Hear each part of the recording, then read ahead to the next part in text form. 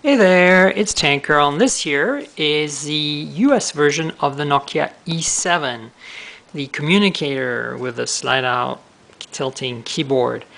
Now, I wanted to quickly unbox this and do size comparisons and all the usual first power on. So, this is a quick look at what the back of the box has to offer. A bunch of logos and icons and features and text. Very exciting.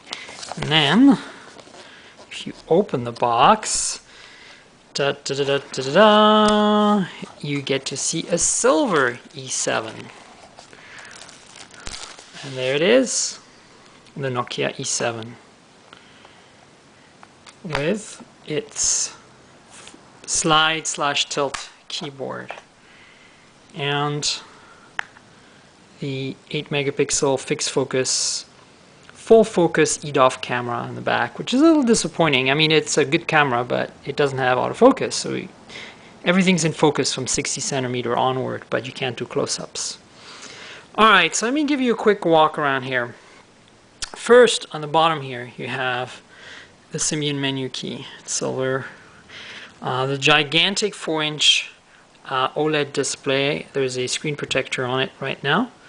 The Nokia logo and E7 logo. I'm not sure if you can see it very well here. There's actually a front-facing camera hidden behind there, like right where my finger is. It's hard to see, but it's actually there. And some sensors as well.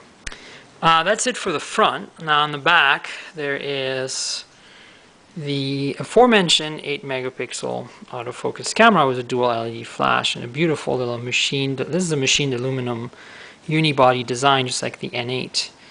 And then, can't really see it very well probably in the video, but there's a couple of pinholes down here, microphones probably, that I hadn't noticed before. Now, walking around the side, starting with the top maybe, yeah. So you got a micro USB charge and data port here, HDMI output. Let me see if I can open this up for you guys. I don't have long fingernails right now, so this might be difficult. Here we go. So this is not a micro HDMI like you can see on an Android phone. This is actually a mini HDMI. Same port as on the Nokia N8. And then you have the power button and the headphone jack. On the left-hand side, you get nothing but the slide button. Now, this is really interesting. Most Nokias have the slide button on the other side, back here. But because this is a communicator, it needs to open, they put the slide in the front, just like the N97, which I think is a little unfortunate, because, well, it makes sense, but you get in the habit of sliding on this side, and then it's on that side. It's a bit of a hassle. At the bottom there's nothing. Now on the N8 here at the bottom there's a Nokia charging port, which obviously they decided to omit. There's a microphone here.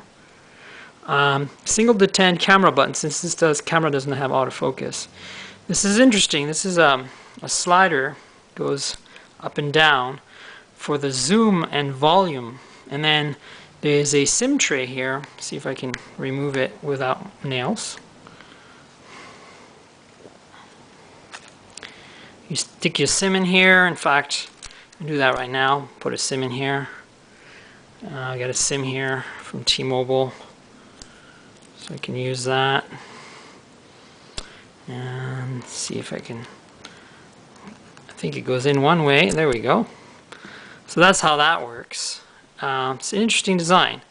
And then that's it. This is all metal. The hinge is similar to the N97, N97 Mini. You can see the keys are really beautiful. There's enough of key travel here. They feel really good to the touch. This is a very nice design. This is one of the most beautiful phones from a hardware point of view I've ever used. That and the N8 and the iPhone 4 really are defining what things should be like. You can see some of the guts here, and maybe see some of the hinge mechanism. Let's see if I can focus on this a little better for you guys. See, there's a hinge mechanism, very much the same as the N97 and N97 Mini. So, this is for a tour of the hardware. Now let's just turn this guy on, shall we? See what happens. Now I'll go through the box and we'll do some size comparisons. So it did vibrate in my hand. There's the screen. As you can see, it's very big. I mean, this phone is actually pretty hefty.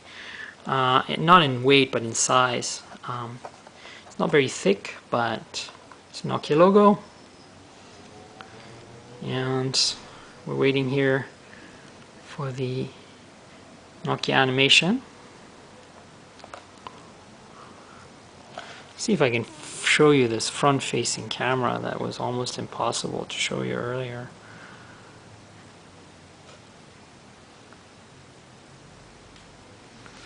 I'm not sure if we'll be able to.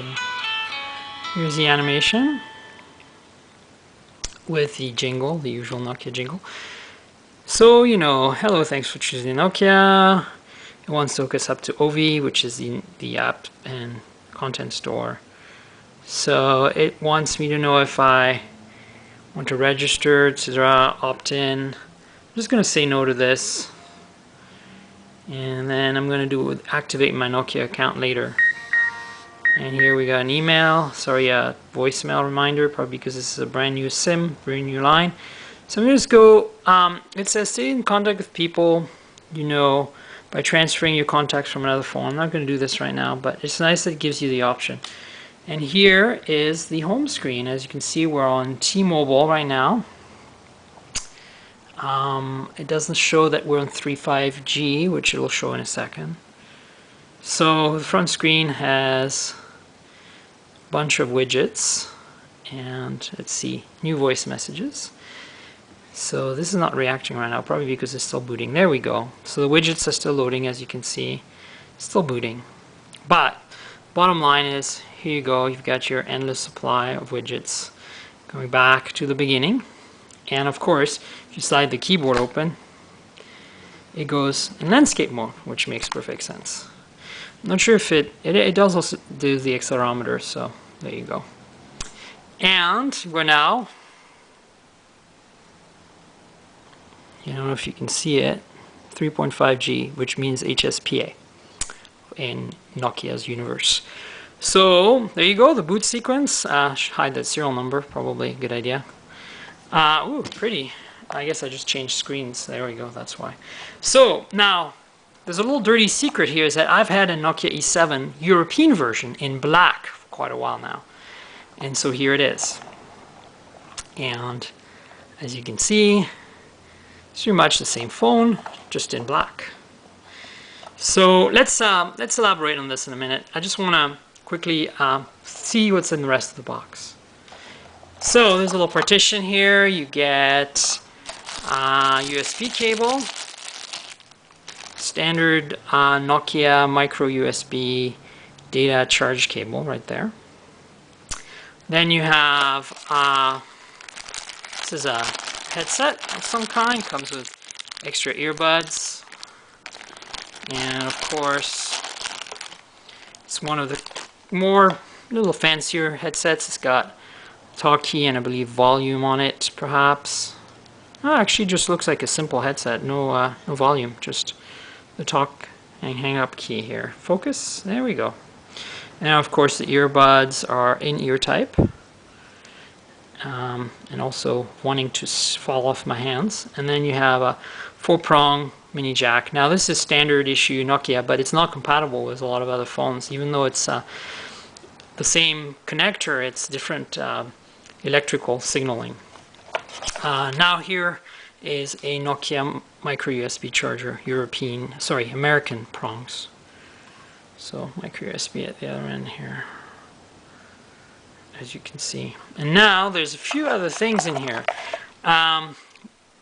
This cable here is a USB on the go cable. Now all modern Nokia phones, not all, but a lot of them now support USB on the go, where you can connect like a flash drive or a hard drive into here, plug this in, and it'll mount on the phone as a valid data store, so you can access the content, some MP3s or something.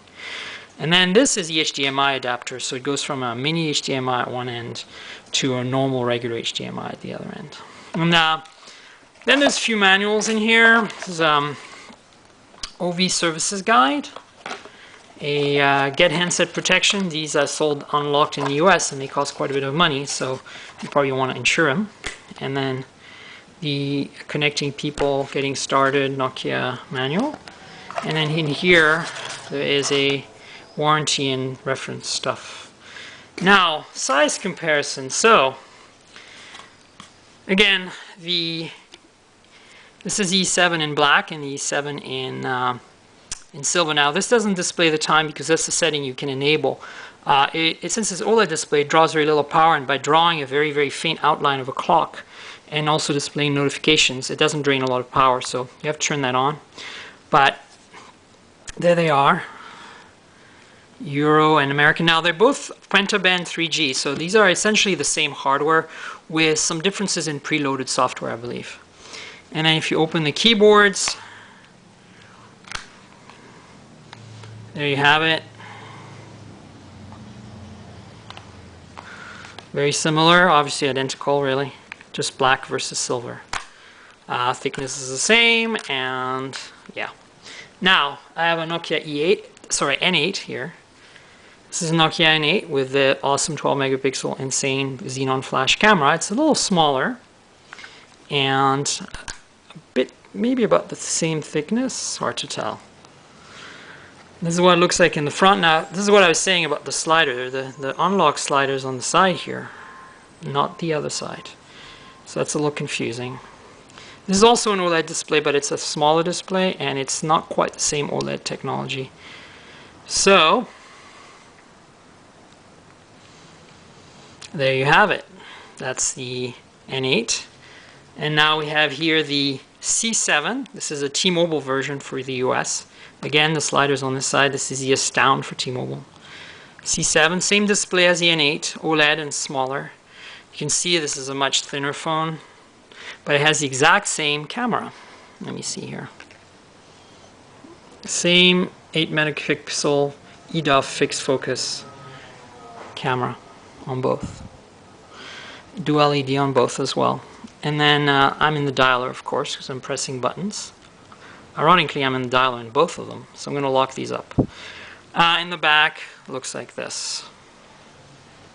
Now, of course, it wouldn't be a fair comparison if I didn't compare it to another phone with a slide-out keyboard.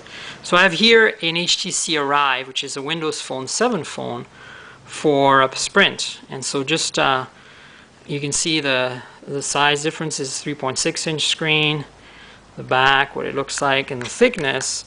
You see the E7 is pretty swelled for a keyboard with a slider.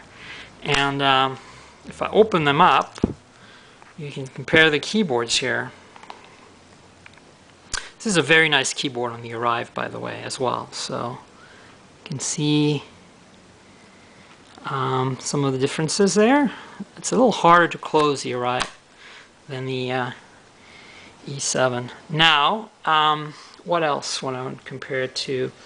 And compare it to, and of course, the iPhone 4. Everybody wants to compare phones to the iPhone 4. So this is the iPhone 4.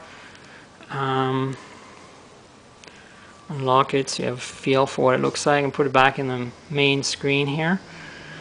So, you know, this is obviously a small display, but much higher res. This is only 640 by 360 on a 4-inch display, so you're going to be able to see the pixels.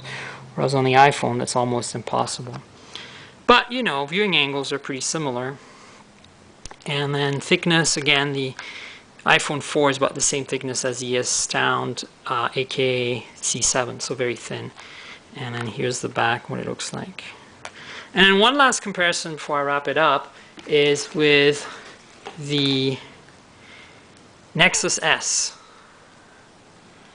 So this is a Nexus S from Google and Samsung, 4-inch as well. So these are both 4-inch OLEDs. Next generation OLEDs, Super AMOLED in the case of the Nexus S. And I'm going to lock these, and then you can see the curved display here on the Nexus S, and about the same thickness, maybe even a bit thinner. And then in the back looks like this. You get the 5 megapixel camera here. Yeah, and that's pretty much it. So expect more about the E7 soon. This is a US version in silver again, and here's a European version in black, the Nokia E7 communicator. Cheers.